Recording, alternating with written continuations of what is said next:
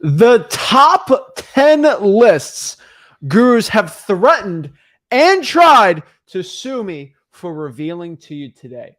What is up, guys? Zach Ginn here. Rick Ginn here. And in today's video, we are going to show you the lists that wholesaling gurus have tried to suppress from us to show you. These are lists that wholesaling gurus do not want you to know. These are the lists that actually give you the results. The reason why gurus have threatened to sue us, because number one, this is probably the most common one, is because they thought they started wholesaling like 2 years ago, and they thought of a new list in their mind. And they said, I created this. And lo and behold, I do a live stream and I talk about it. And they're like, I created that myself. I'm going to threaten to sue you, and I'm going to try to sue you. Hence, we get letters, angry letters from lawyers. We mentioned to a lawyer a video 4 years ago of us doing that exact list. In some cases, we have to show back all the way from when you started this business of you doing that method. And then boom, the lawsuit usually goes away.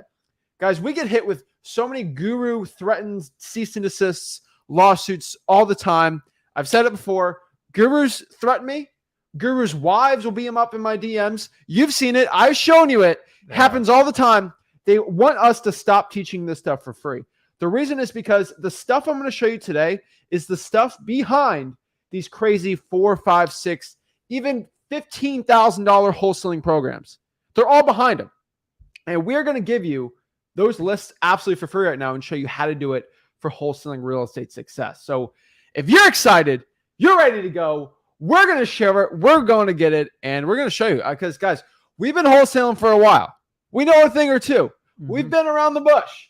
We know every single type of list you can pull, each one that will create a motivated seller, how a motivated seller is created. And we're just going to show you exactly how to do it the right way, absolutely for free. So before we get into it, do us a big favor, guys. If you got any value from what we're going to say today, smash that like button, hit that subscribe button, comment below your questions, and we want to help you become the best wholesaler possible today. And really, most importantly, flex on these gurus, show them who's boss, and give the information back to the people. That's the point.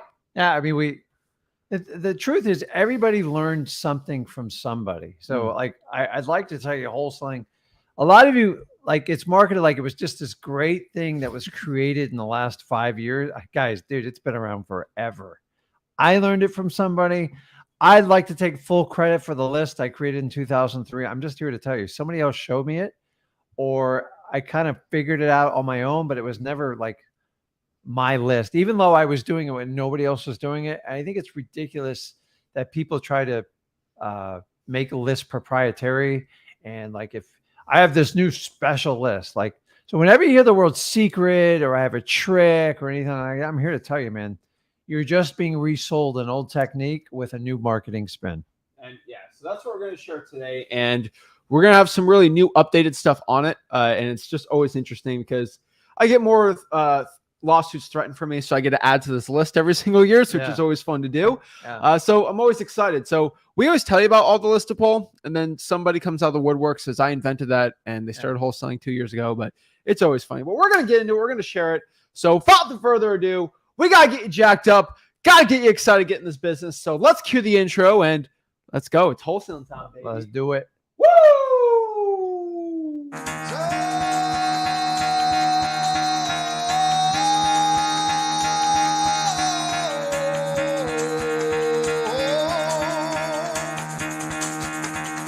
Get the fuck out of bed, bitch. Go.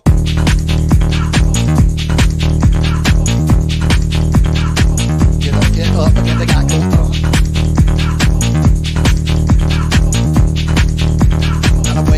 Time to wake up, bitch, get up.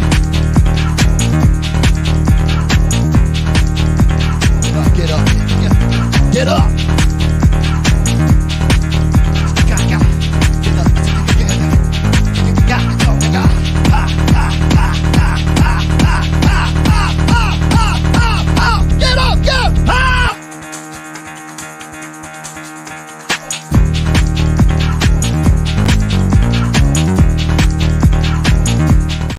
Oh, yeah, we're ready to go. We're excited. And honestly, guys, we're just going to show you how to pull lists the correct way, the lists that are really they're quote unquote secrets.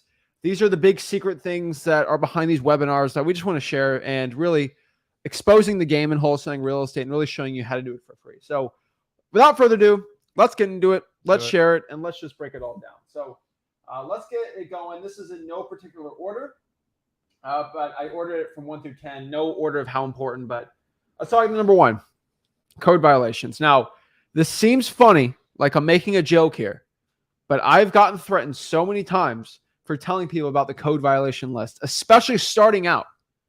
Never got no one sent me an actual lawsuit for teaching code violations. I got a lot of heat for it. And this was because I was doing code violations 6 years ago. And nobody on YouTube when we started talked about code violations. It was a super secret list. I can't make money off of this, so I'm not going to talk about it. And that was probably the first list that we got a lot of flack on for talking about. And this is basically a list of people that have a property and maybe it's ugly, right? And code enforcement goes around, drives around, looks for an ugly house. Code enforcement is literally driving $4 and looking for ugly houses. And they put it on a list like Santa Claus and they just give you the list. Or Karen tells on their neighbors and gets shown the list. Or an old lady or an old person that thinks a property is an eyesore to the community. Yeah. Guess what they do? Slap a fine on that thing. Get it from your code enforcement department. Ask for all open code violations. I prefer ones with tall grass. I like structural damage and mold and mildew on the property. I'm telling you, it's an amazing, hot wholesaling real estate list. You got to be going after the code violations. And I get in trouble for it all the time. That's the honest truth. Yeah. Number 2, this is a huge one, but this is the garage sale list. Guys, we've gotten attacked on this a lot. There's a lot of garage sale mastery wholesaling courses out here. They're absolutely ridiculous. Drive me nuts, but there are courses out here that will try to sell you on how to make money off garage sales. They'll call it the monkey method, or they have a name for it, right? That they have their own sexy name or spin on it, but what they do is just show you how to go after garage sales. So what is the garage sale list? Garage sales, oh God, this is so basic. It's basically you get a list of all garage sales in the areas that you farm and you like to do wholesaling. And then it's not what you typically think, is people like, oh, we're going to go there and we're going to try to buy that piece of real estate. No, it's actually kind of the opposite. What you're really trying to target are absentee owners, which are basically your landlords. And when these properties get listed for a garage sale, and you can find them all, they're all online. The old days we used to have to go through Craigslist.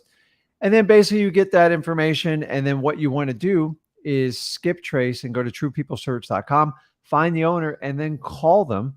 Hey, are you the owner of this property? Hey, do you have any interest in selling it? And then either if they're selling it or not, that's when you connect with them, letting them know, hey, I noticed you're having a garage sale on the property. And the key is usually yeah, I know about it, which is you're probably not going to get far, or what are you talking about? I have a tenant in there. They shouldn't be doing that. I go, listen, just not to be the bearer of bad news. I drove by, saw all the furniture out on the side.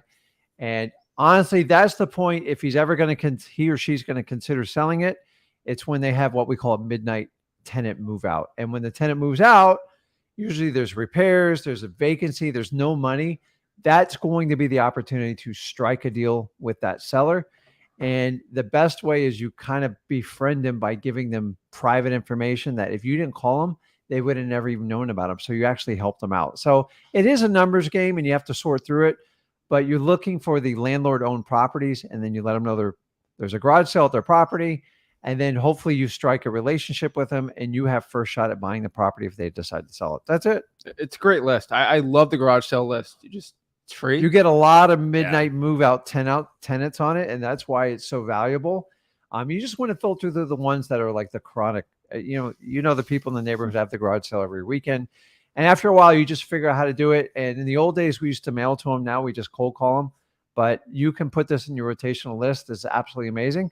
I'd like to tell you I invented it. It's been around forever. It just people didn't share it as much as before. And we're all about giving you the information so you can get started and get your best wholesaling deals. So having this on the list, the garage sale list, is imperative. I'm telling you guys, whenever there's a change of circumstance, you have an opportunity to buy a property. Garage sale is probably one of the biggest indicators of people making a change, either them or the tenant. I agree 100%. Number 3 here. This is the Facebook groups list. I could tell you time and time and time again, there's about 4 or 5 active wholesaling coaches out here that hate my guts solely because I tell you guys how to make money off of Craigslist and Facebook groups. I can tell you guys straight up, Facebook groups, there are courses out there for $8,000, $9,000, $10,000. It's absolutely insane. And they market it in every which way, right? And I'm going to get in trouble for even saying this. But guys, this is a method that you used when Facebook groups started. Yeah. In like 2011. Yeah. Okay. Craigslist, what, 2007? You started 2006. You did like, these are methods he told me 6 years ago.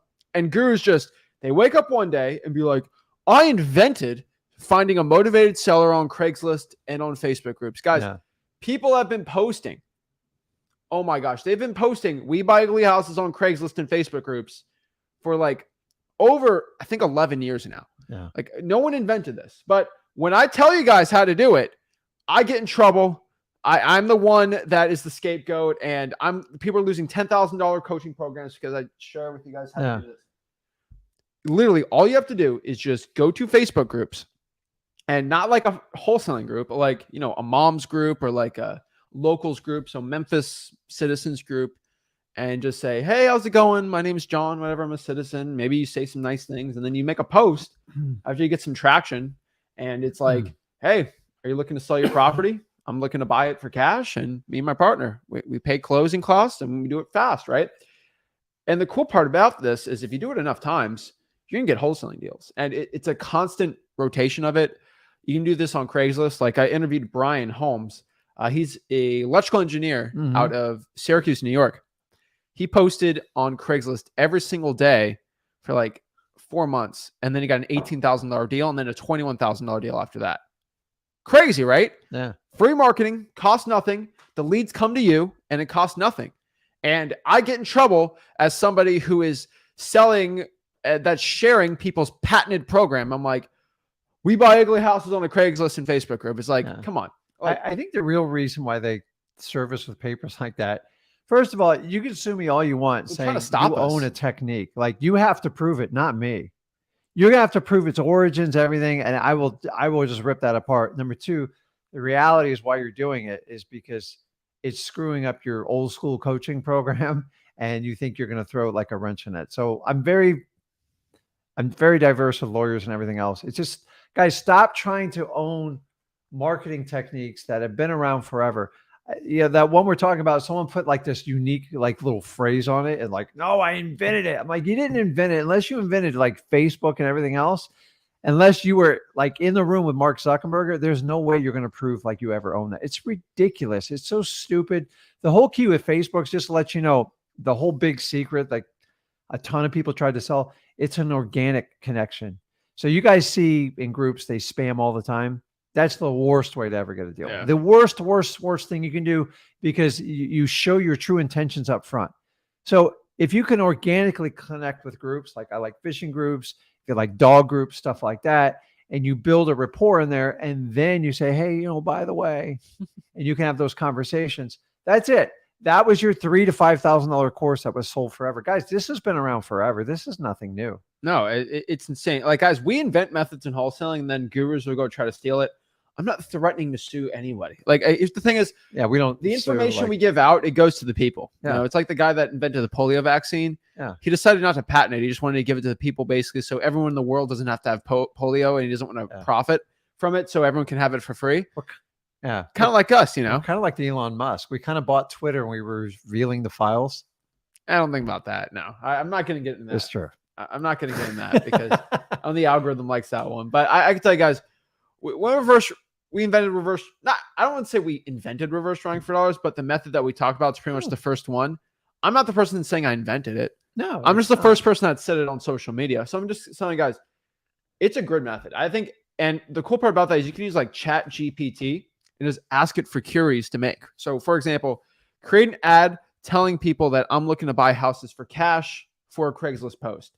It'll make one really cool one. Yeah. It'll make one a lot more simpler, and then make 10 or 15 variations of that.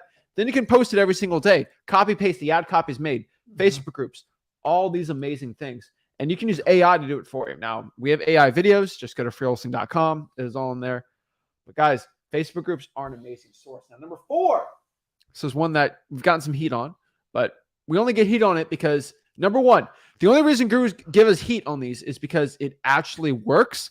They're making a ton of money off of it, and their students are making a lot of money from it, and they want to keep it a secret because it's not talked about. Number 4, bail bondsman list, right?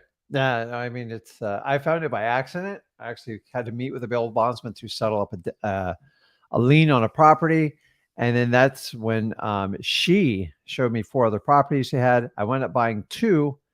And now I will tell you that you have to be organic about it. You actually like form a relationship. Most of the bail bondsmen in your town, like these businesses are handed around like generation to generation. So our local ones go back 100 years plus. So they know everybody. And when Johnny gets in trouble or Susie gets in trouble, they use their house as collateral to put up the bond, and they secure it against the property. And then, but the reality is the bond's never really the issue. It just, you find people that are in distress and you try to help them out because they usually have financial penalties and stuff like that. And it's usually mom or dad that puts up the house. And then sometimes they get stuck with the bill.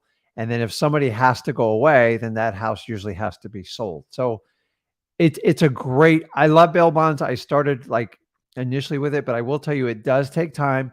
You got to build relationships. But guys, bail bonds, number 1 technique to secure any bond is secure it against a piece of real estate.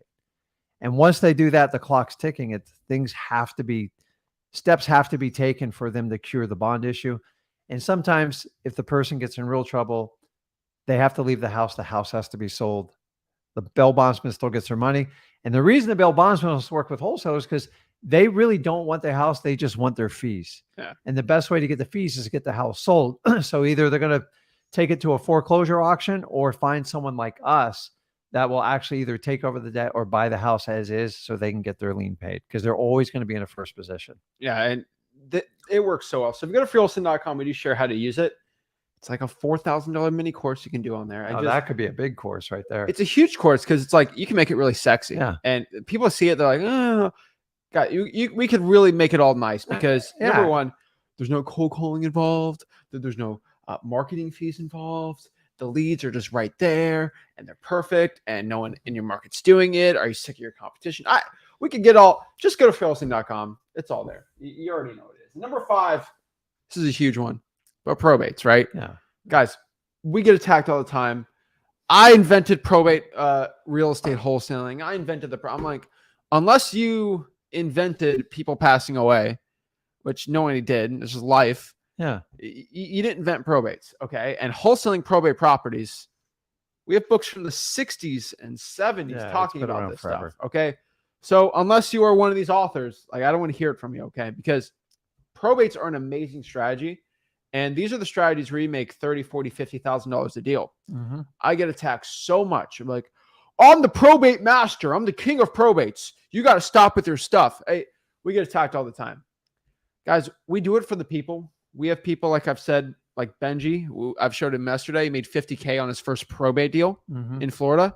Like, why do I have to deal with these gurus and the flack? Because people like Benji will make $50K from the information we give for free. And I do it for people like him because I know going through all the stupid stuff with gurus is worth it because these people are making so much money. That's why I say it's always worth it. So number 5, that is the probate list. It's essential. It's amazing. Highly recommend it. Number 6 here, this is a huge one. This is the water shutoff list. Guys, the water shutoff list, holy moly. I get attacked on this all the time, but this is a list you get of people that have their water shut off in their county or city. Think about it. If the water's not running in the house, definitely probably not wanting to live in there, right? And it's probably an ugly house. There's probably a lot of stress going on it. And this is a list you can absolutely pull from free. You can absolutely pull for free from your utility department. And you just get it online for free. Maybe you have to call, send an email, but you can get this list really simple and easy, right? Yeah. So freewholesaling.com does have that, but it's an amazing list. I get attacked all the time on it. Kind of similar to like the fire damage property list. You know, it's a free list. You get it from the fire department. If the house went on fire, they get in the insurance check. Probably don't want to live in it anymore. There's some motivation. There are big profits from that. And we talk to people making $10, $15, $18, $20,000 on their first deal from a fire damage property list. And why I love the fire damage property list is because most wholesalers in your market aren't going after that list. It's super motivated. And there's not a lot of saturation with that list, even if you're in a crazy saturated market. So if you're in Houston, Dallas, Miami, that's a list you should be going after because most wholesalers won't go after it. It's a little tougher to pull, but that means your competition won't pull it. I love that list too. Yeah. I saw a guy, he has a fire damage property course. And like, bro, you got to stop. This is my thing. Everyone thinks like, this is your thing. No. All right. I give the entire game out for free. Yeah. Wholesaling's our game. Like that's it. So it's guys, these lists, they've always been passed down. Do people put extra spins on them? Yeah. Like I put my spin on probate, but like I share it with you guys. I don't hide behind a course and go, you can only get this information if you pay for my course. It's just, I don't know. You guys know how I feel about it. I'm not going to go into it. So number 7, this is a big one. And this is a recent one I have to talk about.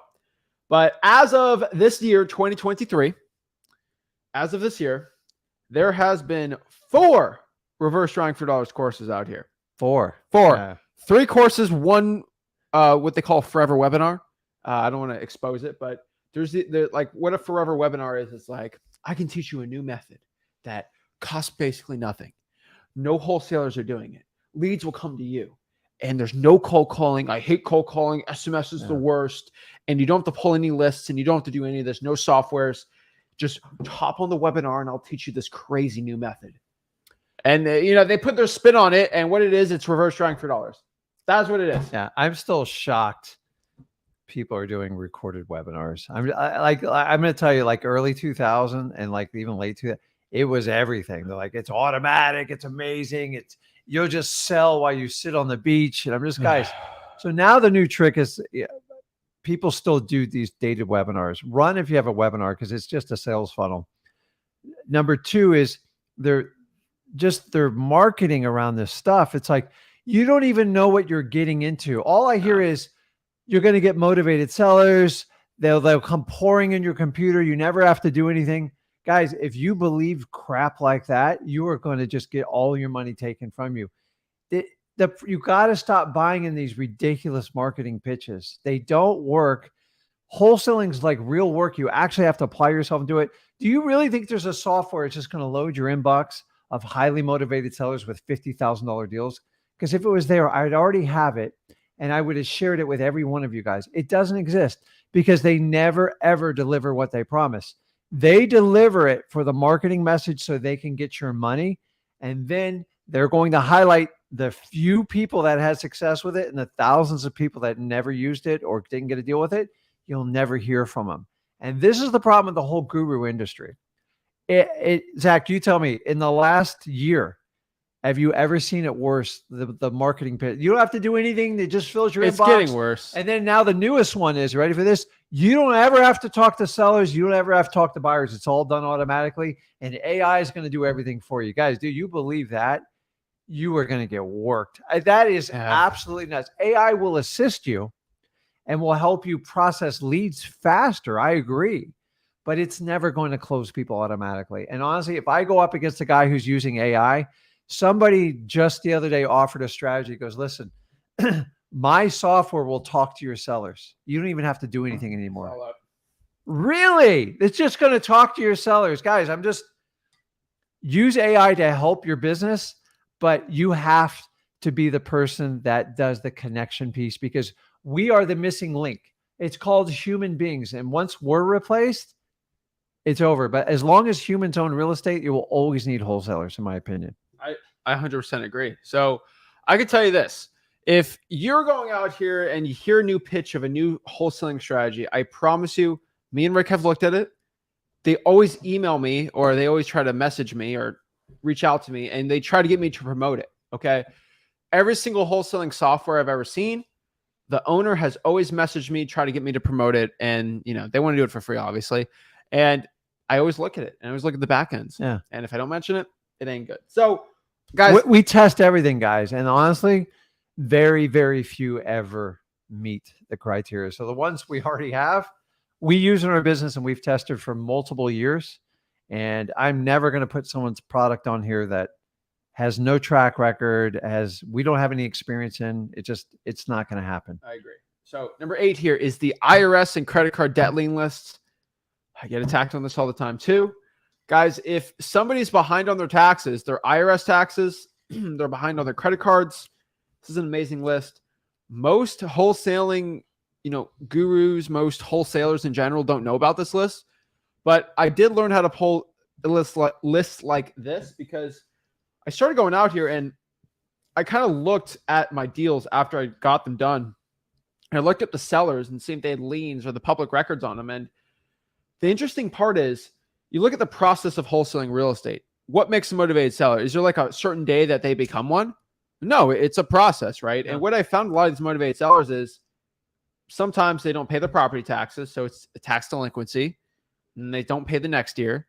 And then they stop paying their credit cards. And then they're a motivated seller. Yeah. The cool part is if you can hit them on any of those, they're already going to be on a list for you. And then boom, you start marketing to it. And so one source I found is people behind on their federal taxes and then people behind on their credit cards. Yeah. That doesn't automatically make them a motivated seller, but usually a month or two down the line, then they become motivated. So that's why I love the credit card debt lien list, is because once they hit that list, you might not hit it the first follow-up, but the second follow-up on that list, the third, now they're going to start becoming motivated. And that is sort of the point. It's not like you pull the list instantly and you market to it, right? You get a little time to simmer and it's going to hit it. And that's just another strategy to go after a motivated seller that nobody talks about. It's like another way. IRS debt lien lists, the credit card debt lien lists, you can pull it from public records absolutely for free. It's at freeholding.com. Learn how to pull it right there. You know this. You're not paying your taxes. You're not paying your credit cards. You're most likely one to get rid of the property and sell it because you got some equity in it, right? Yeah. And a lot of people, they freak out at certain processes, meaning nobody likes to get a letter from the IRS saying you owe money, and it usually can create panic and they feel overwhelmed and they're like, okay, I got to get this property sold to settle up on this bill. So sometimes it happens with just a credit card bill, sometimes the IRS, sometimes it's the first notice for foreclosure. But along those lists, the further they get along with it, the more they're going to be, in my opinion, more motivated. You just got to find the key points to hit them at. Yeah, I agree. Number 9, the Zillow for sale by owners list. I tell you, people sell courses on how to get free leads. This is my favorite one. I'm going to sell you a course for $1,000 how to market for no money. And it's like, what? And then the FSBOs are in there and I get attacked all the time. I never got any lawsuit for it, but I've gotten threatened like crazy for FSBOs. Yeah. And it's always the funniest one. But it's like, that's been around since like the turn of time. Oh, realtors have owned that one. I give that to the realtors, not me. But you just call the Zillow for sale by owner list. They're sitting there over 100 days old. Call them below the median home price. You just call them up and lowball them. I like to offer at least 70% off the listing price. And I'm telling you, if you give 100 of those offers out, 95 of them are going to say no, but the 5%, 5 of them are going to say yes. And those are $5,000, $10,000, $15,000 deals. Yeah. And so, yes, I give the offer knowing 95% of the time, even if I do it the best way possible, I'm not going to get it, right? It's like a baseball player. Babe Ruth, Hank Aaron, Aaron Judge, they don't hit 100%. Yeah. They might hit, 36, 40% if they're like the greatest. It's the point, right? You're not going to hit every one, but if you can hit a decent amount of them over time, you're considered one of the greatest, right? And that is the point. It drives me crazy. Now, last but not least, number 10, wholesaling vacant land. Last year, we got a huge spat with somebody because we did a video called Wholesaling Vacant Land. Yeah. Somebody tried a patent. They literally tried to, this is the funniest part, but they tried to create wholesaling vacant land as a copy. They try to copyright that. Yeah. They try to copyright that term, trademark it as, I invented this. Nobody has ever talked about this. And it's like, what? Yeah. And they got it through, and we had to go through a whole spat with them, and they didn't win, and we won. We keep this behind the scenes. I had another person. We did a video called Wholesaling Vacant Land 101, and they didn't like that either. They was like, I'm gonna report you. That's what they said, and I'm gonna take your channel down. Yeah. And I'm like, for saying that, like, yeah, you can't even say that. I just said that. Apparently, I don't own that trademark. I don't know. I don't know. Wholesaling land, like it's I got to be missing something here, it's man. insane. That person watches all of our videos. Yeah, I know. It's Did okay. they listen to our land? Hello, hi. They listen to our land wholesaling videos Mhm. and then get the information, and then they'll probably try to use some of that information. My guess is to sell it. But We're selfish for giving out free information. so it's hilarious. What's your end game? But I've gotten people trying to patent words and terms that we say. And here's the coolest part. They try to trademark a word that we'll make. So for example, they'll try to trademark reverse drying for dollars and then try to hit us with a lawsuit. Yeah. Not that specific example, but this has happened before. And guess how trademark works. If you've been saying it and it's been your catchphrase, you actually can use it if someone trademarks it. Yeah. So actually, this is a funny term. Somebody trademarked the term virtual wholesaling. Someone actually did that, but they trademarked it, I think, like a couple of years ago. And I've been saying virtual wholesaling for 6 years on YouTube, no, 5 years on YouTube. And so if they ever hit us a lawsuit, lawyers have told us we can actually still say it because we've been saying it longer than they've trademarked it. Yeah. And it's part of our business to a point. And so it's fine. So people have tried that. Guys, I'm just letting the gurus know that are watching this. You can trademark anything you say. So you can trademark the name Zach Ginn. But the problem is I've been saying the name Zach Ginn for my entire life. So you'll never win in court with us. Try to trademark anything we say. If we said it first on YouTube, it's technically trademarked. So that's why I love YouTube on it. But yeah, guys, people try to trademark everything we say. Oh, I invented it. You ain't gonna invent Why it, right? just go out there and teach people techniques that actually work? The whole point of like trademarking is like, I'm going to put a wedge between you and the information so you can't get it out anymore. And me and Zach think that's 100% wrong. And I'll take on anybody on that. Like people really think they own everything. Create your own content. That's fine. Like whatever you want to sell a course, knock yourself out. But the reality is you think you're going to attack us with like trademarking a name? Like, dude, I'm on my 21st year. So I can go back in time and pretty much show you. I've learned it from a ton of other people from before my time. And then this is how life works. Do you think we just put on this planet like we figured everything out on our own? Like we all have to work together. Why not share the information instead of hiding these things behind these ridiculous courses? It's crazy. So I could tell you, and I'll expose a couple more secrets about the wholesaling guru game, and then we'll get some information. But I like doing a little bit of exposing sometimes. So one thing I'll let you know is the only reason sometimes we get hit with guru lawsuits and we're allowed to talk about it, and we are actually allowed to do videos while we do it, is because most wholesaling gurus, when they get hit with a lawsuit from another guru, it's guru on guru violence. Yeah. It's very, it hurts to watch, but I call it guru on guru violence, is when gurus will sue each other. I'm not a guru, but gurus will sue each other. And here's the cool part about these gurus. All these gurus, there's some people that actually, they have bosses. And this is the funny part. They have bosses and they actually sign they're not like that. They're like celebrity endorsement deals where they have to give a percentage of how much they make to their boss, to the company, and the company will fund them, because this is the funniest part. These gurus are so broke. All right. It's so funny that a company will go sign them like a record label. There's actually there's wholesaling real estate coaching record labels. They're like record labels. They'll sign you. They'll give you money up front because you make no money. And then they'll fund your YouTube channel. And then they get like a portion of all your guru sales. And it's hilarious. And then when you sign that, you say like, I agree not to talk about this. I agree to say this only. I agree not to say these curse words. I agree to only say this curse word, not this one. And they get managed. It's hilarious. And they have scripts, lines, teleprompters, all that fun stuff. And I'm not saying who or not all of them are like this, but a good portion of them. And so a guru might sue them. And because they have the boss say, all right, don't talk anymore for this. And some gurus can't talk. It's hilarious. But I just want to expose that part of the game.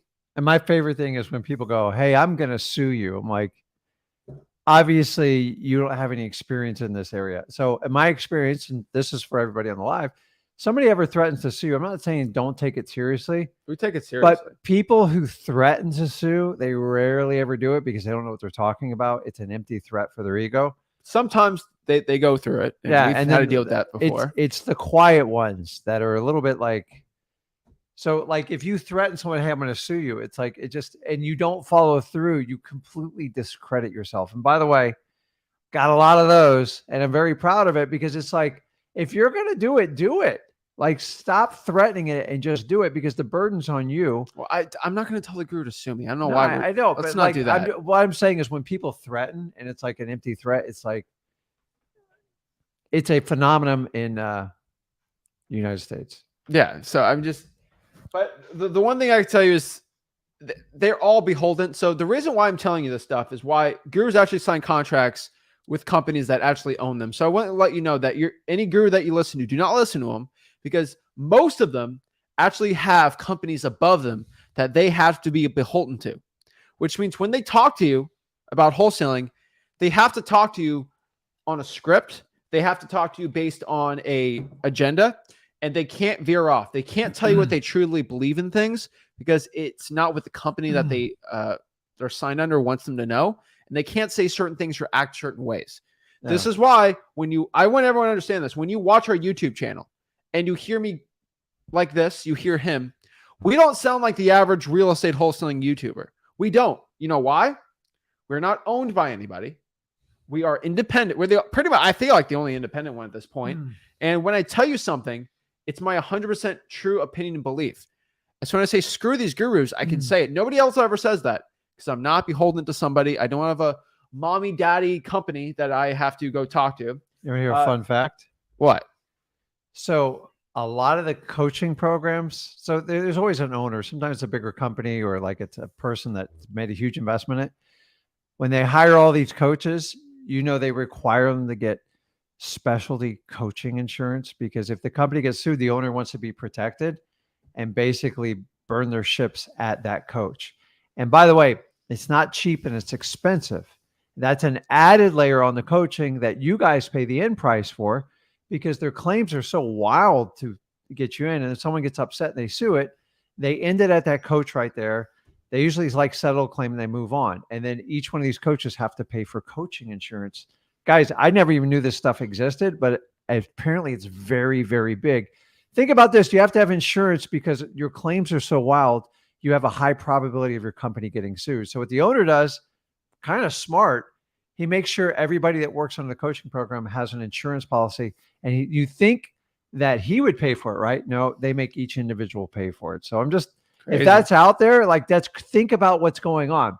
So you can ask your person, do you have a coaching insurance policy? By legality, they have to answer yes or no on it. But so I've told you guys. So the one last thing I tell you is why we go after these gurus so hard, and why is because first of all, everything they say is completely not truthful. What they want, and how do I know half the stuff?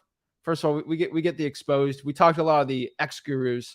The cool part about gurus is they always have 4 partners in their coaching program, and then one of them always gets out, and they always talk to me all the smack. But here's the most important thing I've told you: we've gotten approached from 2 to 3, but technically 2 mainly. Big networks to do TV shows, right? They like our chemistry, like our YouTube channel. They want us to be big TV shows, right? And we get in the negotiations, and we're the only ones that don't sign the NDA. So every other person has to sign an NDA. They never gave us an NDA, so we're allowed to talk about this. And we get in the negotiations, and they've said this all before, and I say it again. They're like, okay, show me your team. You don't have enough of these type of people and these type of people on your team, and so you have to add these They wanted us to bring actors onto the show. Are workers, but they have to be actors because they have great personality. And I was like, man, I don't feel like that. It's not going to be scripted, but we're going to give you a push of what you should do. Yeah. We have a showrunner. He's going to say what should happen. This property is going to have this problem. We're going to spin it like this. All these things, right? We're going to have a thing where a raccoon goes in the property that night or something like that. It's crazy. All that stuff's, most of it's pretty much a production. But it's that's scripted. not even the worst part. Yeah. And so we go through the whole thing, and at the end of it, with one network, after this, they said this. This is the most funny part. You have to sign this too, and this is basically going to agree that whatever type of YouTube content or social media content, we own a portion of that if it's with your house flipping or wholesaling, and any type of thing that we do, we have to approve it. And I said, excuse me, yeah, we have a publicist and you have to bring it all through them. And if you say something we don't like, we have the right to take that thing off of your social media. And I said, screw that. Yeah. And so basically what that means is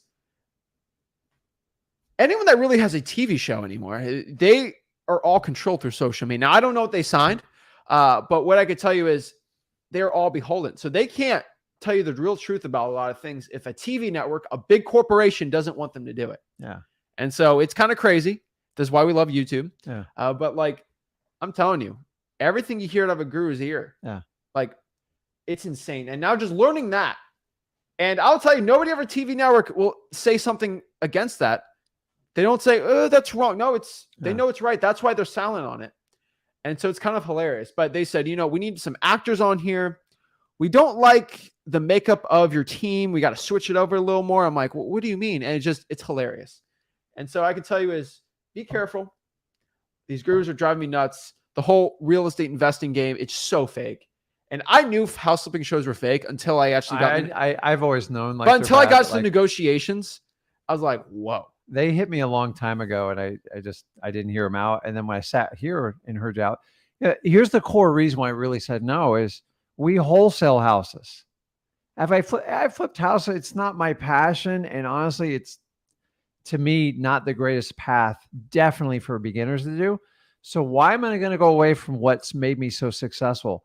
Oh, but Mr. Rick, you can be on TV. I'm like, I got to tell you, man, more people are on the internet today than they're ever watching the TV. TV, in my opinion, doesn't have the clout it used to have. And it's getting more and more and more diluted because you guys can choose the information you want to consume. So a lot of people in the old days would trade. I'll go, okay, if I can be on TV, I'll do that.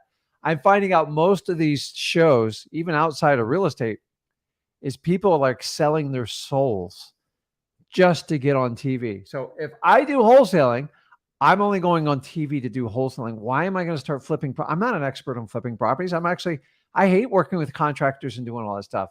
Well, that's what people want to see. I go, okay, well then go get those nice, pretty people to do it. And you never get into the numbers. You're never going to learn anything wholesaling watching a flipping show. So yeah, be careful with that.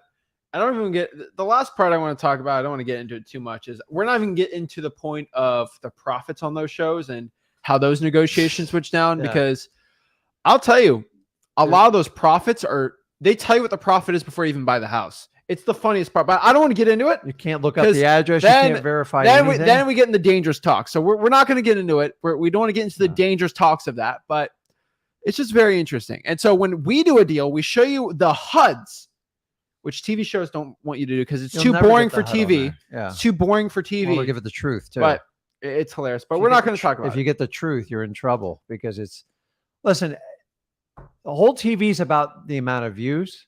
And somehow I think most flipping shows wind up being designing shows at the end of the day. Oh, I feel I want to do this. That has nothing to do with wholesaling, guys. Nothing. We find the deals. The money's always in the deal. If you have a passion for flipping and working with contractors, you have a contractor's license, or you have that design edge, knock yourself out. But I'm not going to be, Zach's not going to be someone that we're not true to heart. I'm not just going to go and do that business full time so I can get exposure on TV. I'd rather just sit right here and just tell you guys how to do wholesaling. I agree. So, guys, that is it for the top 10 guru list. They don't like it, but it's the truth. So what I'm going to do now is answer some questions. Guys, if you want to learn wholesaling real estate for free, just go to our free wholesaling course, freewholesaling.com, and we'll talk to you. But it's funny. Julian says gurus acting like they invented wholesaling. Apparently it was invented like 3-4 years ago by these amazing people. I'm just like, guys, it's been around. Like when I did it, people were telling me it's going to be illegal. It's 2003. Now we jumped 20 years forward with like the same crap's going on. It's unbelievable to me. Okay. Jeff said, I've worked with senior living communities who give me leads when a senior's entering their facility and needs to sell their home. Also, like my mom, hospice nurses are great sources. What do you think about that? It's interesting. I mean, as long as he's getting it legally and ethically. I've gotten in trouble. So in the old days, this is embarrassing to say, I used to go knock on like assisted living like doors and stuff like that. And you can't do that anymore. But I would usually work with the director to find if someone ever had to sell a house. And I got a few deals doing that. I don't think you can do that in today's world, but as long as you're going through the right channels and you're legally getting the information, you're fine. If somebody's handing it to you a back door, you got all sorts of legalities there. So just make sure you're getting the leads with permission, and then you're fine with it. But remember, when you deal with elderly people, you typically want to bring in family or some sort of legal help to make sure the transaction's fair for them across the board. I agree. So let's do some one-on-ones too. So if you want to hop on, talk to us one-on-one, just go to our free real estate wholesaling mastermind group, our Facebook group. It's called Wholesaling Houses for Real because we wholesale real estate for real. So if you can go on there, just go to Wholesaling Houses for Real and get the link for everybody. And hop on the StreamYard link. And I'll show you how to do it. Put it in the comments. And here it is. So Wholesaling Houses for Real. It's right here. And if you want to talk, we go right here. And then really all you got to do is scroll down. Boom, right here, featured.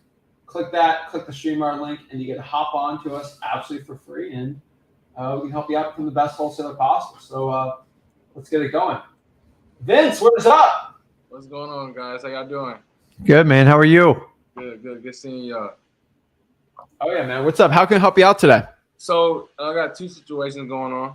I got a fire damage property I'm going to see tomorrow.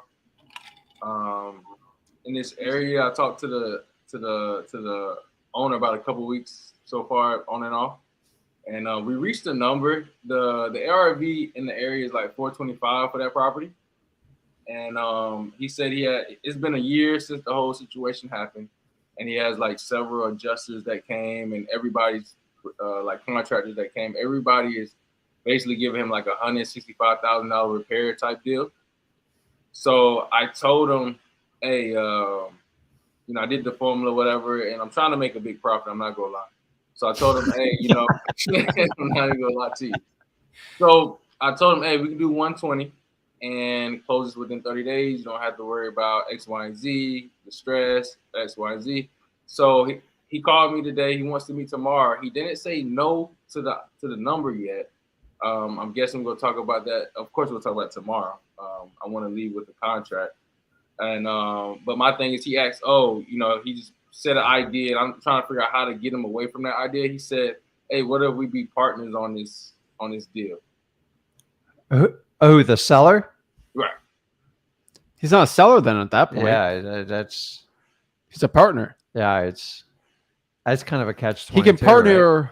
with you by selling it to you.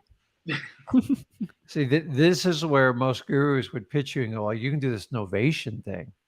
And I'm here to tell you, like, don't, because the problem is you have to understand that, Vince, how long have you been doing this for now, roughly?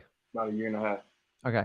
So you have some expertise and experience, and you understand the landscape of how wholesaling works, especially on these types of motivated sellers on fire damage properties. He obviously doesn't. So you two are never going to have a meeting of the minds.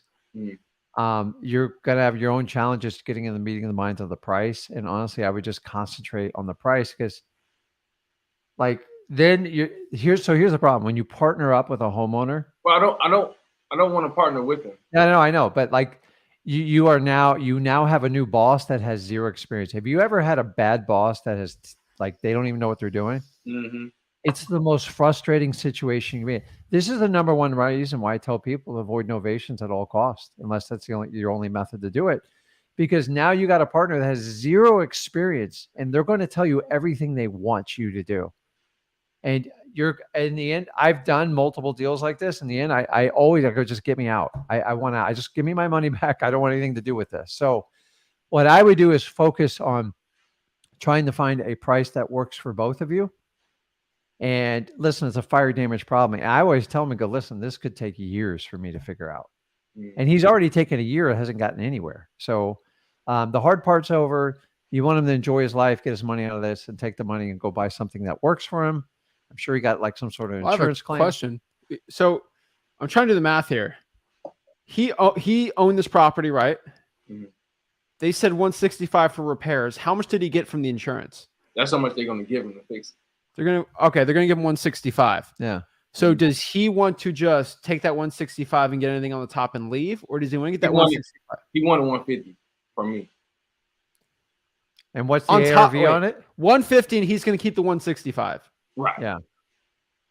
And what's what is the ARV on this? He says 425. For what? 425? Yeah. Okay. I mean, Sorry, I gotta do the math in my head here. 425. That's not terrible. 26% discount. Yeah. But remember, fire damage property, it's going to have 150. some more built in it. There's a 110 in there. I mean, honestly, you put the 165 into the repair. I mean, it's not terrible.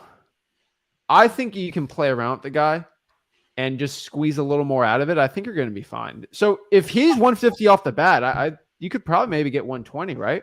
I told him 120, right? Yeah, and so- he I said, didn't even remember that. Yeah, See, he's thinking it over. Vince is thinking like me. So now I love this. he's in the strategy is, so when did you give him that offer, Vince? yesterday. No, Okay. not yesterday. The day before yesterday. What was What's yesterday? going on with it then? That offer. So he called me today. He said, "Can we meet tomorrow?" And he called me. He didn't say nothing about yes or no to the 120 yet. That's what I'm saying. That's what I'm guessing we're going to talk about when I get there. I guess he wants me to see the actual. It's not, the damage is not as bad as I guess we think it is. I guess he's trying to get to. I don't know. Well, the number's set, so Yeah, it's they've 165. already given you the estimate repairs. Yeah, And the reality is that property ain't getting any better while it's sitting there. It's not going to. Yeah. We know it's not appreciating in this market, Yeah, and unless he's doing something to protect it, because as the elements get to a fire damaged property, it only gets worse and worse over time. So I would use that as kind of a leveraging point. right. And Yeah. my old technique on this is, so a lot of people get caught in this. You give the offer and they're like, let me think about it. And then there's that awkward moment, like at least you're meeting with them tomorrow, right? Yeah, that's the thing. That's the thing I was happy about. A lot of people ghost you. This guy is going to meet the next day, so I'm like, He's motivated. Yeah. I think he's motivated. He's sick of not getting this money and taxes. He already probably had to pay. He's sick of it, man. And this is a good motivated seller. Why does he want to partner up on it? Just that's curious. what I've heard. I dealt with other sellers before that talked to other people that did the partnership thing. So I think I know it's common. I heard people doing that before. It's between you and me, yeah. Vince, somebody probably pitched that to him, and that's why it's in his Well, head. that's the problem. Everyone's I going around think- pitching novations, and it I makes think it somebody struggle. pitched that to him. But keep in mind, that would be a disaster. It's guaranteed disaster because, first of all, fire damage property takes a special type of buyer in the end. Like it takes a special cash buyer. And number two, a lot of times they have the expectations that Vince is going to make this property perfect. And you get that property back, you're looking at a year plus worth of work. And who has to pay for all that? Like we're not in that part of the business. We're just wholesaling. Let me ask Vince a question. Vince, are you going to put up the $320,000 for a year to renovate the property? Yeah. I wouldn't do that. You're wholesaling it. You can't partner up. So Second, yeah. I partner up on big flips with you. And it's a lot of work just with one partner that I it's- know and yeah. I trust. We kill each other. Imagine a sometimes. seller like, whoa. Because they have no, like, other than their initial buy-in, but like then everything's on you. And then they usually want you to get, like $550 for it. It's like, and I'm just telling you, like somebody pitched them for it. So you sort of do, you're meeting with them. The technique I like to use, I just hold, hey, so we're good at the 120. I assume that's why we're meeting. Go with the assumptive. And when he counters you some stupid number, which is probably going to happen, he says, "You listen, 140, 145. Here's the technique I use a lot of these because you're close. He's motivated. The property's motivated. You just got to do the schmoozing part. I just a lot of times go, listen, I can do 126,000. That's the most I like. I don't have any more money after that. That's what I have. Sometimes when you tell them that's all the money you have, they're like, crap, that's the most I'm going to get out of them. Now, you can go back and change it and go, well, listen, if I talk to my friend's wife, they might give me a loan for that extra 5,000 if you decide to go up to it. But a lot of times they go, listen, I got 126K. Like that's what I have ready to go. I've committed it. That's the most I can do.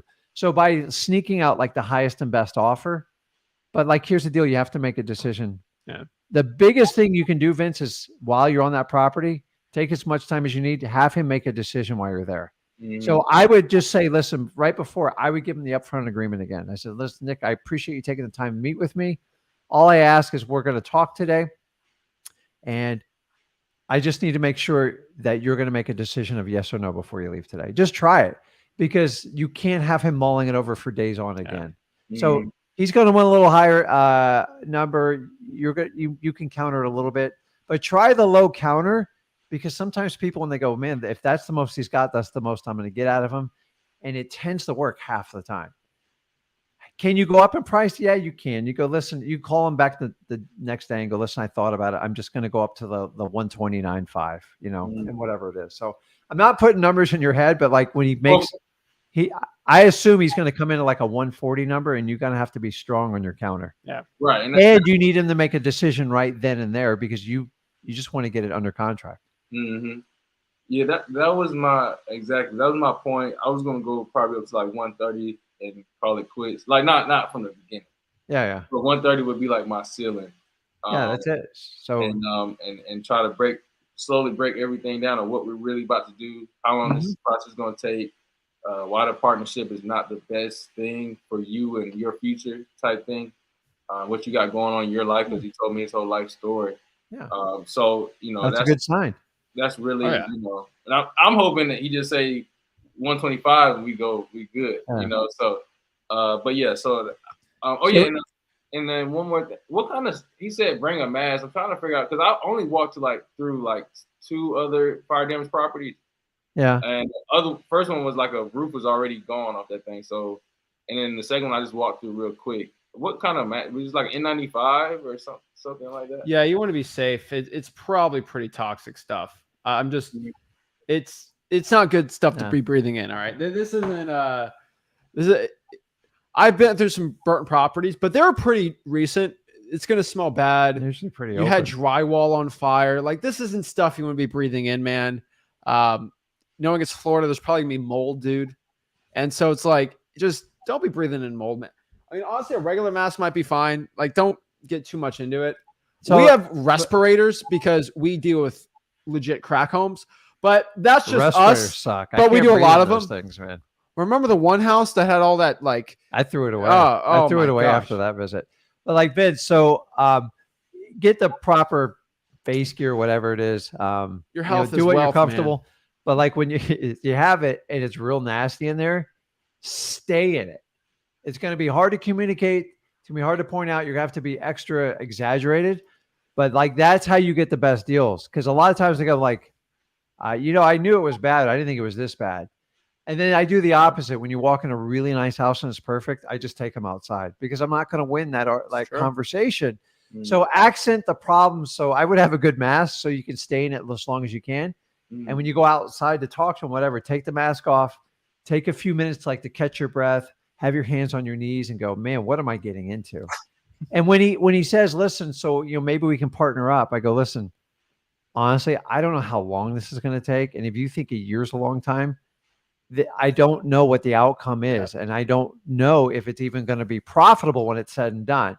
So that reason, I think it's best that we come to an agreement today and get you taken care of, so I can take however time it's going to take to get this property in the right direction. And that's it. So I think you got a really good game plan. I think you'll be fine. That's great. Have fun with the mask thing type of deal. It's like, stay in there till he understands the frustration level. And then that is a lever you can use when you come to the kind of the final negotiation. And then just go, listen, this is all I have for the property. I just can't do anymore, because look, and I do this, I can look around, like, there's tremendous risk on this deal. And the added fact is the market is changing. So most of the public accepts that the market's changing for the worse, not the better. And once again, you can use that as leverage too. Oh yeah. You got it, man. We believe in you, man. You got this. Okay. You got the right list. And then the one last, I got another deal virtually going on right now. So this is the opposite situation where the negotiation went down. We agreed upon a number. The guy wanted the lawyer to look at the agreement. He has a towing company, so I understand where he's coming from. They claim they sent it to the lawyer. I told him it's gonna take 5 to 10 days. This happened last week where we reached the number. I called him the other day. He said he's gonna call me back yesterday. I haven't heard from him since. So how do I speed up that process, or is it you think it's a legit thing? Because I didn't send him the agreement with the numbers. I sent him just the template. Yeah. You can't rush it. I hate to say it. Like, I would call and just follow up, but you can't rush it. Some lawyers take their own time. Between you and me, But the truth is, you've said this a million times, but when someone's lawyer's looking it over, it's their aunt who went to law school for a year, Yeah. or like their friend's friend that is a paralegal. It's usually not a legit lawyer. And if it is a legit lawyer, they're going to always find something wrong with their contract because that's why they get paid. Like, no lawyer has ever gotten a contract and said, this is perfect. You're good. Here's $500. Pay me. No, they're like, here's $500. I found these two things. This is why you pay me. They're going to find something wrong, because if they don't find something wrong, then they can't justify charging the person. So that's how it's a weird game with lawyers, but no, I mean, I agree. It's easier just to send the template, because if you want to change the contract, smart, though. It was very and smart. then you don't get into the numbers with them, because this is where lawyers stick their noses where they don't belong. They give their opinion. If you and the seller have agreed on a price, why do I want the lawyer's opinion? Like, they're not a professional real estate like consultant. They're not a broker. They're not a real estate lawyer. But the minute you try to practice law and interpret anything, they will remind you every second. Mm-hmm. So another technique I do, if you have to go through the lawyer route, is when I talk to the seller, I go, listen, so we've agreed on $150,000, close it within 30 days. And the $100 or $500 deposit, like you're solid on those numbers. So like you and me in agreement on that. It just comes down to the template of the contract. That's fine. Just remind them. So when the lawyer gets in their head, they'll usually go like this. No, me and the buyer have already agreed on the price. And then you don't have to go through that ridiculous argument. It's never the contract. I could care less on the contract. It's when they start meddling their business on the deposit, the purchase price, and the terms. That's where I'm just like, so I talked to someone, what was it? It was on Monday.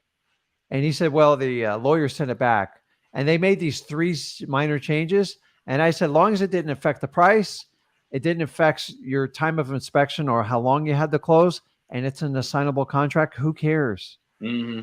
Like, just there's some things I can't negotiate on these. When they take your assignability is, it minimizes your options. Now, if you're making a huge spread, you can double close it. But a lot of on these smaller ones, they take that assignability, they're throwing a huge wrench into your deal.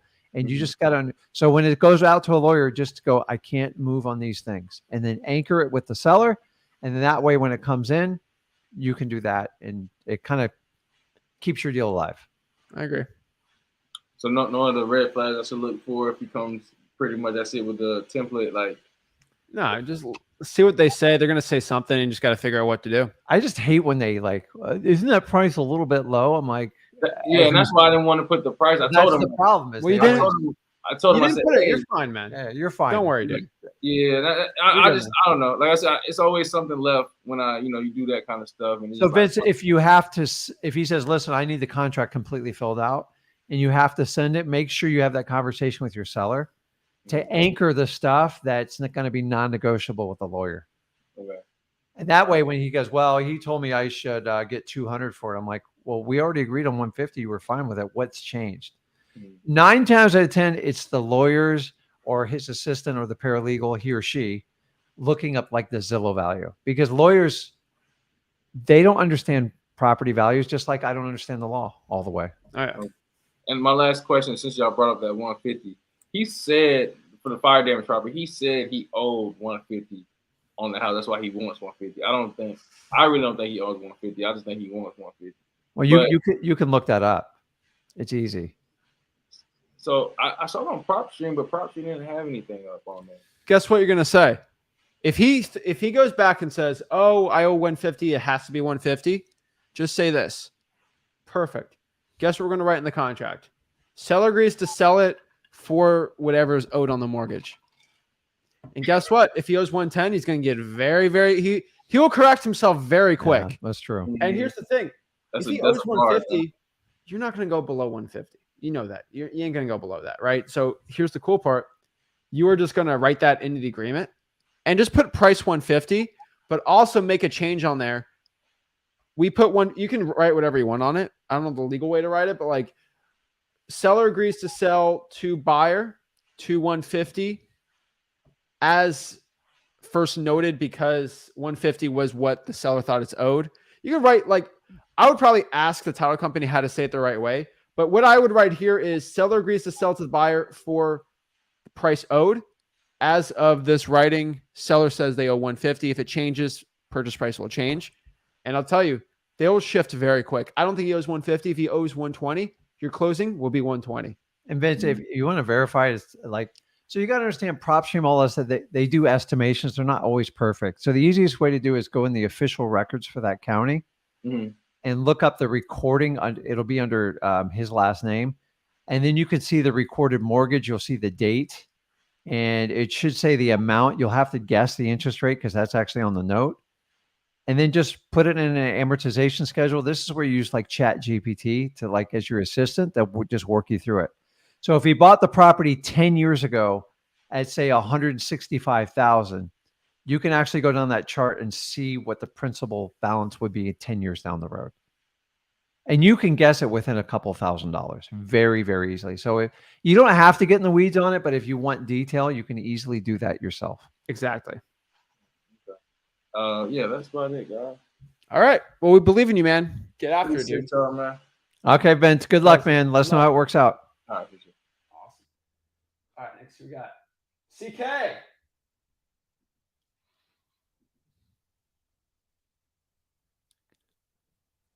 Can you hear me?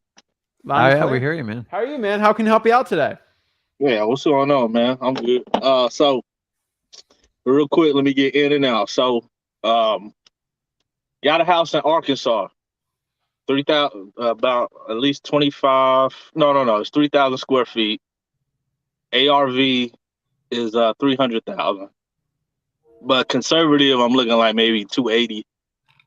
They got a mortgage on it. It's maybe like 185 and some change. I offered to sell them 190, accepted. But three parties. It's the grandmother the mother who's on the note, the son, that's my contact I'm speaking to, and a daughter. So son accepted the 190. He was talking to the sister. And the sister was like, mom gets Medicaid, all right? So they were saying like, if you sell it, it's going to mess up their Medicaid or something like that. So I was just calling to get some more information like that because I don't know. Because the son says, it's all good, I'll sell it. But the daughter's like, I don't want to sell it to mess up the Medicaid benefits. Okay, so here's the cool part. You've done your job. Like you found a motivated seller, you've struck a deal. So in basic terms, they're okay with the 190. The Medicaid is the sticking thing for mom, right? Right. Well, it's really for sister looking out for mom. Got it. A couple questions. It's going to be what the cost basis is and then what it's sold for, and then divided by 3 is going to be the income. Mm-hmm. And so considering the mom probably is not working, that's why she's getting Medicaid. Is the property homesteaded? I don't know what that term means. So you're thinking Florida as usual. No, it might be Florida. Where is this at? Arkansas. It's in Arkansas. Yeah, let me see if they have a homestead law there. So in some states, North Little Rock. I don't know if that makes a difference. Yeah. North Little Rock. So in most states, they have they have laws to encourage to help people out when they buy a home and keep it a long time. You get to basically, they can only increase your taxes like either 1 or 1.5%. So like when we get these crazy price spikes like we've had recently and properties double in value, you don't have senior citizens getting hit with $20,000 and $30,000 tax bills. They get their little $1,000, $2,000 bill because, and as long as they stay there, and usually the state's requirement is they reside there, they live there full time, and they have the utilities in their name. That's all you need to do to qualify. And you get usually one property period that you can designate as your homestead. So find out about that. Number 2, you just got to go find someone that will help you solve the seller's issue. So your job as a wholesaler, you found the property. So now you just got to find people on your team that will help you solve this problem. So this is kind of like an algebra problem. I'm not an expert on Medicaid, although I have some experience in it. There is a way to do this deal to where you can buy the property and you don't screw up their qualifications. You just got to find someone that can give you that answer. Now, I don't know if it's a Medicaid attorney or just a straight up like real estate lawyer, but you're going to have to talk to the daughter to find out. It says here that if the gains are below 250, you should be fine if they've been their primary residence for 2 years. I would talk to a title company. but I am right on that with Arkansas, Yeah. where you can get around paying taxes on it, so you don't have to report it. Now, I ask your title company. So, do you have a title company you already know? In Arkansas, no. Go find one, Gotcha. unless it's an Step attorney one. state, and then call and ask, Yeah. because sometimes how it works is this might screw you up. You have to report it, but it's exempt on the taxes. Yeah. And so you got to see which way it is on there. So ask the title company. They'll know it a lot more for the state. Yeah. So each state in the United States is, if you have some sort of designation as a primary home, Yeah. you get certain, because most people's houses is their biggest asset and it's most of their wealth. So a lot of times that amount is exempt because it's not taxed and it's not considered a gain. And then long as usually you have to reside there like 2 years, they're trying to get it up to 5 years now, and they might be exempt. So start with your title company and then have them put you with someone that can break down Medicaid to make sure you're not violating anything. And here's your value is if you can help solve this problem, they'll easily do a deal with you. And you want to Yeah, tell them the truth. That's Now, why I'm trying to once talk you to you get- guys. Once you get the information, you might have to change your strategy a little bit. You might even be able to do like a subject to or something creative to help out the seller. But start with the first route. Find out if that income from the house is going to be exempt from normal taxation up to the certain limits. The title company will tell you that. And then Yeah. find out if the Medicaid's going to look at that like differently. Because if it's not taxable event, I don't know how Medicaid can look at it as like a gain, because it's their entire life wrapped up in that property. Yeah, but you can be exempt from a certain amount. So ask a title company. They'll get very specific with the Arkansas law. For federal, you should be fine. For Arkansas, it's a little different. So figure that out and then give that info back to the seller. Yeah. And I mean, you can put the property under contract and go, listen, we'll make the closing window like 60 days or even 90 days. And if you can't help them figure this part out, you'll release them from the contract. And the only reason you do that is you keep other people from attacking your deal, because it might take you a little bit of time to solve this problem. Number one, find out if they have the homestead exemption type of deal and see if you can bypass that income. Number two is meet with a Medicaid specialist that can help you get that answer, because you're never going to get it. And I don't know it either. Or number three, you could come back and regroup your horses and try a creative financing strategy that basically gives you control of the property without the ownership and doesn't create a taxing liability to screw up their Medicaid. One of the three is going to happen for you. Okay. Make sense? And You said call a title company, homestead exemption. well, and capital gains for selling the property if it's a primary residence. It's the mom's primary residence, correct? Yes, they've been there. Mom's been there for 50 years. So yeah. So explain that and let them do it, because sometimes you just gotta be careful, because some title companies, they love giving 1099s, and so you just gotta make sure it's done the right way. But yeah, ask those questions and then get to the bottom of it, and then give that to the seller, and then it'll help you out. Yeah, and you need to be the advocate for the homeowner, because I think you're okay on price, right? Yeah, I'm good. I mean, with the mortgage, I can't really do too much. If it's at like 185, I really can't do too much. So is there a mortgage on the property? Yes. And do you know how much it is roughly? 185 or some change. If she's on that for 50 years, it's definitely a HELOC. You could have refinanced or done She's a definitely HELOC. refinanced. Like, honestly, Yeah, it was. Yeah, they told me it was something. They I forgot what it's called. I think it's a wraparound mortgage, like that senior citizens qualify for. Yeah. Yeah, it could be the SHIP program or HUD. So honestly, I don't think she's getting a lot of money from the house. So from what you're telling me, I don't see where the giant. Yeah, I don't see a big problem. The house is a liability, and so I don't know. You might have to talk to like a Medicaid specialist. I don't like to talk about stuff I don't understand. You've done your job. You just got to go find someone to help you solve and make the family feel comfortable with it. And I think you're very, very close. So just keep doing what you're doing. Yeah. And by the way, this is the norm of a wholesale operation. This is why most realtors can't handle this, because they don't know what to do outside of comping a property and getting a title company. It's true. Yeah, because that's what I was thinking about. Like, if I just sit around and wait on my hands for them to get the answer, then they'll be like, "What I need you You'll never for." get it. No. You'll never get it. And they've probably been in this position multiple times. So you just have to hear what they need and just like I tell you guys, like you have to, price is not an overriding concern with them. It's like, are we going to screw mom's Medicaid up? So you have to 100%, you're going to just going to have to go out of your way and become a little bit of an expert on it. And then remember, it's not your advice, just gather the information. And then usually sometimes even getting a third party to help present why it's not going to violate their Medicaid might get them over the hump to sign the agreement with you. Yeah. You get paid in the proportions to the problems you solve. So it's a big problem. Go solve it, man. Get paid for it. You got a good deal, man. Just keep going. You're almost there. All right. Thanks, guys. Appreciate it. Okay, man. Appreciate it. Good luck, bud. Oh, all right. Next, we got. Great subject here, deal. If you get that. Oh, Lord. Oh, yeah. I mean, give him Thomas. $5,000 and take over the property. I agree. Thomas hanging up. Peter.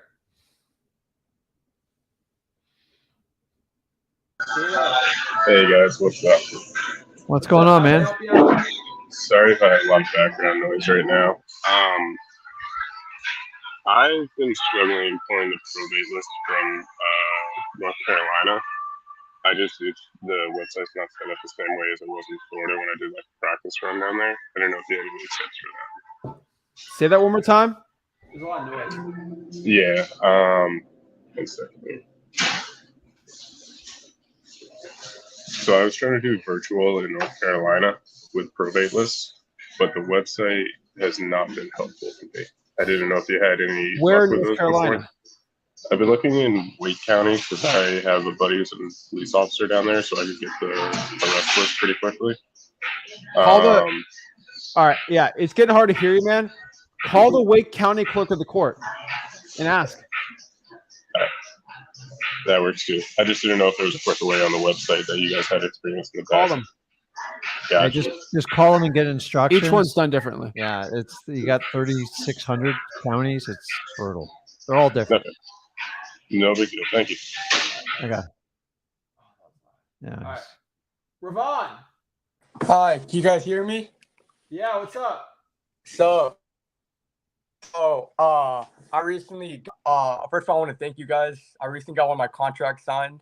Hopefully it goes better. Thank you. All right, let's go, man. Thank you. I appreciate it. So here's a problem though, okay? So it's kind of weird. So I recently got this contract, right? It's in Detroit in like the 48 it's in the area code, right? Let me bring it up real quick. So the problem is I have a problem with finding these buyers and all. And another problem is I'm not sure if I bought it, because here's the thing though.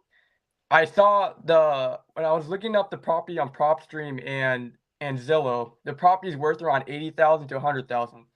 And then when I talked to the seller, he's like, I want anywhere from 15 to 20,000. So I negotiated down all the way to 12,000 somehow. So I feel like that might be a big red flag, but I got it signed anyway. Ravon, we got you, man. All right. Do me a big favor, Ravon, okay? Yeah. You have no buyers there, right? I already have one buyer. I talked to him yesterday. So Okay, how did that go? he said he's good. I need to send him pictures. So right after this call, I'm going to call him and then ask him to send the pictures to me. And then once he sends the pictures to me, I'm going to send it back to him. All right, how much are you looking to sell it for? I don't know. That's the thing. I don't know what I should say. Should I just ask the buyer how much you're going to buy for this, or Ask him what his offer is. There's no limit to how much money you can make. You may sell it for 100. My best guess, you're probably going to sell it between 30 to 40. That's my guess. Yeah. But maybe it's even lower. I don't know. and But- if I don't find any buyers, are you guys willing to buy for it? Well, how long you had it under contract for? I just got a contract. I got signed this Monday. So If you get the deal and it doesn't sell, email support@flipwithrick the deal, and we can get it sold. But try to go through this one buyer first. okay. Try I the know. buyer, but try to I want you to get get paid the whole thing first.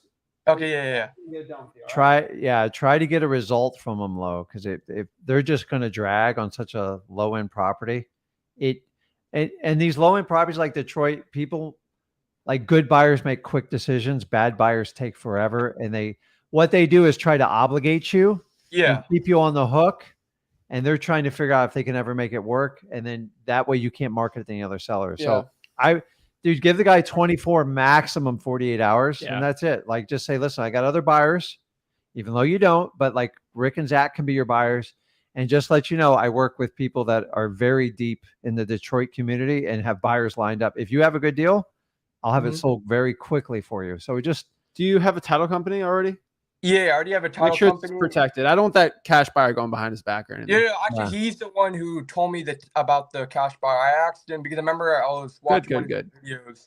He told me to ask your title companies because sometimes they have good buyers. So he sent me one. Smart man. And then he sent me a proof of funds. The problem is it doesn't have his name on it. But the thing is, he said, I asked him about the questions like, are you okay with me making the huge assignment fees? Like, yeah, no problem. And then Ravon, I asked, his name's not on the thing. Huh? Make sure his name's on the thing. Yeah, there's a reason there's a reason his name's not on there. Whoa. He's trying to wholesale it on you. Whoa. Just so you know. Red flag on the play. Flag on the play. You need listen when you guys come to sell your properties, you need all the information. If they leave out one piece, you're being told a lie 9 times out of 10. And they're very good at talking you through it. I would never submit a proof of funds without my company's name on it. Because I can't correlate the two. Okay. Ravon, let me ask you a question. Yeah. Do you have you ever drinking you seem like a fancy guy, Fiji water? I never I think I drank. You ever had fancy water? All right, let's do this. Have you ever had Coke? Yeah. All right. What if you know that you had a nice glass of Coke and somebody spilled a drop of toilet water in there? Would you want to drink that Coke? Oh, no. No, and they mix it in. It's contaminated. Yeah. Same thing with the cash buyer. It might look all nice, but if there's a drop of something that could be wrong and it's not perfect, the whole thing's contaminated. I don't want it. Yeah. They leave their name off of it on purpose because they have a plan. Yeah, man. And it ain't got your name written on it. And here's the problem, though. Well, Rick, what's the matter if I make a quick 15, 20 grand? You need people to close.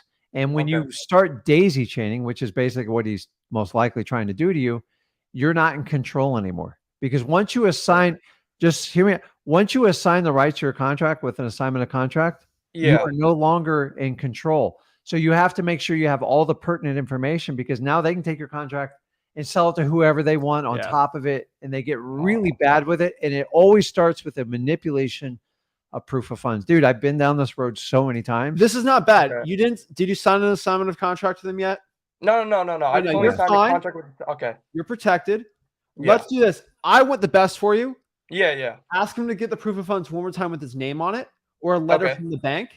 And let's just assume he might have messed up. Let's hope so. I hope so. But if you start getting friction like this, then reach out to us so we can get the deal done. I want this buyer to be legit, but we want to make sure. Let me ask you another question. Does he have a company that has bought in properties in Detroit before? He said that he has a We Buy Houses. No, We Buy Houses. I think he does. He said he bought 12 houses last year. He said he worked with other wholesalers. Get 6 addresses. Get 6 addresses. Oh, what do you say? Get the last 6 properties he has bought in all cash, the addresses. He's going to give you a spin on it. He's going to tell you how I work with other wholesalers. Because I got it from my title company, and he said that, a lot of wholesalers love working with this guy, so you should call him up. I'm like, okay. And so the moment he sent me the proof of funds, I'm like, maybe I should trust him, maybe not. We'll do this. How about this, Ravon? Ask the title company how many properties he has bought with them.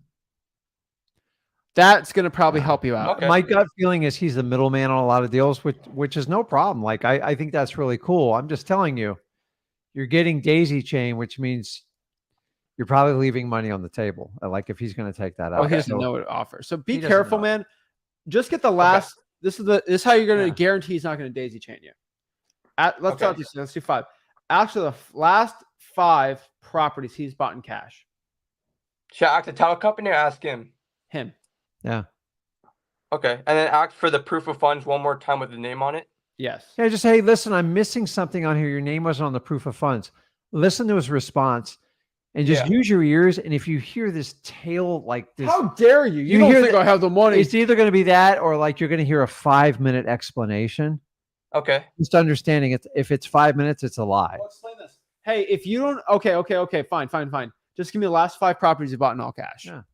And if he can't list that, if you ask me if you partner with me, Zach, what's the last 5 properties you bought in cash? I'll just give it to you. I don't care. Okay. Like Okay. I have nothing to prove. Oh, I don't want you knowing how much money in my bank account. Fine. Here's the last 5 properties I've bought in cash. But here's the problem. If he's truly wholesaling it, Yeah. he's going to do what you did, and he's 50-50 if he's ever going to close. Yeah. Like, and Okay.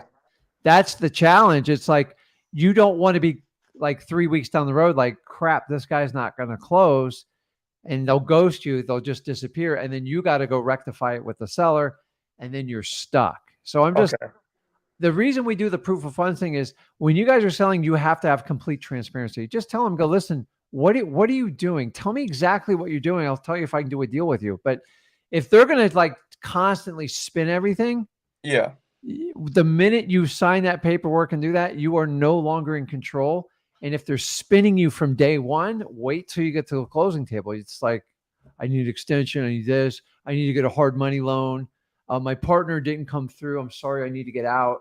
And like, Okay. you just don't want the drama, dude. Like, it's a cheap property. You want to get in and out. You have to do what's best for you, not him. And he's Okay. going to try everything to do what's best for him and not you.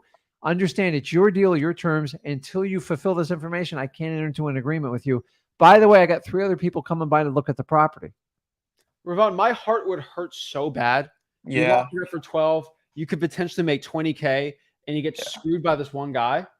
Yeah, I don't wanna And do that. these are issues that if you went to me live, I could have helped you with. Yeah. My heart would hurt. But you came up, you talked to us, right? Yeah. And now you're getting some. I want this cash buyer to be legit. I'm not saying he's I want wrong. it. Let's just verify it because we do Yeah. not want that sewer water to be in our Coke. Okay. We just want to make sure. Hey, it's like just asking us, hey, is there any sewer water in this Coke you just gave me? The answer should be no. Yeah. But some guys are like, well, why are you asking if there's sewer water in the Coke, huh? It's like very, it's very suspicious. Why are you asking me if it's contaminated? Like if a server gives me a drink and I say, is this poisoned? They should obviously say no. They're saying, why are you asking if it's poisoned, huh? That's none of your business. What if the drink's poisoned or not? That's what cash buyers say. That's how it sounds like. Keep in mind, Okay. is the longer his explanations are, usually it's all hot air. So if it comes long, when I get to like proving up my sellers, I want yes or no answers and like solid like info. I don't have time for a story. You spend all your time hearing the drama from the sellers, right? Yeah. When it comes to the buy, I don't have time for your drama. You're going to do a deal. Like, you don't have to fall like not nasty, but like when they start trying to scoot around like little things, I'm hoping it's just an oversight. Yeah. But I'm just telling you, listen to the hey, listen, I noticed your name wasn't on the proof of funds. And like, am I missing? Can you just give that to me? And then if you get a 5-minute explanation, I'm telling you, walk away. It's going to be problematic. You're better off doing a deal with me and Zach. At least you know what you're going to get. Yeah, I trust you guys for sure. Yeah, So but that's just why give I it know. a try. I want you to make as much money as possible. And I want you to go Yeah. through the whole deal by yourself. I want you Yeah. to. So I do want that first. Okay, and quick question here. So I know you said that you had to follow up with the seller, like call them twice a week, but you also said have your title company call them twice a week. So why should the title company call them, and what should they talk about? Make sure the title, the transaction. Where do I send the money? What's going on? How long have you owned it? Things like that. Let's do once a week with the title company for now because it's kind of new. Hey, this is ABC Title. We're just letting you know we're going to call in the future for some information. We're running the title right now. We're ready to go. Just to let them know that, oh my gosh, this Ravon guy, he's legit. Yeah. Like Legit. this isn't some weird foo-foo stuff. Like he's got a real title company. These are real people. This is a real place. Like this is real. And Ravon, the reason we recommend that is because I've had sellers back out of my deals over time. They're like, hey, the title company never called me. I'm like getting concerned. This seems like a scam. You're not legit. Yeah. And we've learned that the biggest thing to do is they expect a call they should be called within 24 hours of you submitting a contract because it only makes your claim better. Because like, hey, I'm with the title company. Just let you know Ravon's awesome. I'm so glad you're doing business with him. And sellers go like, oh man, I was getting a little nervous. Yeah. there. I'm Ron. You're a young gun like me, man. Like Yeah. you gotta get as much trust. Plus, you're doing this virtually. Yeah, it's Other hard. things like let's just add that trust. So call the title company, say, hey, make sure did you call the seller? Here's their number. Let me know when to reach out to them. That's it. Okay. And then should I use the buyers from PropStream or Facebook? Because I know the list you have on PropStream. So I'm kind of, I know you made a video about that. So like, Which one do you I would say recommend? PropStream because of the cash sales and the flippers in that area. Okay, so I just go PropStream and click on cash buyers for Detroit and then call them up. There's a flippers tab. I like that a little better for that zip Flipper code. tab. Yeah. So is that on the filter tab? Like filter and then Yeah, filters, quick- and then it should say no, not filters, quick list, flippers. Be in the upper center part of it. Oh, quick list choice, right? That one? Flippers. Yep. Oh, flippers. Oh, dude, that one. Those are people that bought property for cash and then sold it on the MLS or just sold it for a bigger profit within like 6 to 12 months. Okay. Those are flippers. So that's a good one, man. All right, flippers. All right, I appreciate all the info you guys have gave me so far. Hopefully this deal could go through, and I'll update you guys next time I come on here and let you guys know what happened. Awesome, Okay. man. One last thing with this, Ravon. Yeah. Also do cash buyers on PropStream. Yeah. Make sure that the property's estimated value is under 90,000 or at least 80. Yeah. And make sure it's at least very low because you're in the low end of Detroit here. I'm just being honest. And so make sure you have buyers that are okay with that. All right? Because it's in the area code of 48221. I'm not sure if you guys wholesaled there. Go. Just do that area. All right. All right. Find your own buyer. You got this, man. All right. got it, Thank you man. so much, guys. All right. Okay. Appreciate it. See you, man. Thank you. See that? We saved Ravon from a major situation that could have happened. Oh, man. And so this is why you guys got to hop on the one-on-ones. We can help you out. And yeah, so if we didn't get you at the one-on-ones today, remember, Rick's going to be on tomorrow. It's going to be a really fun one. So yeah, we're excited. So guys, make sure you guys hit that like button, subscribe. If you got any value from this video, go to freewholesaling.com below and we'll help you out as soon as possible. See you guys tomorrow. This is Zach Ginn signing out. Rick Ginn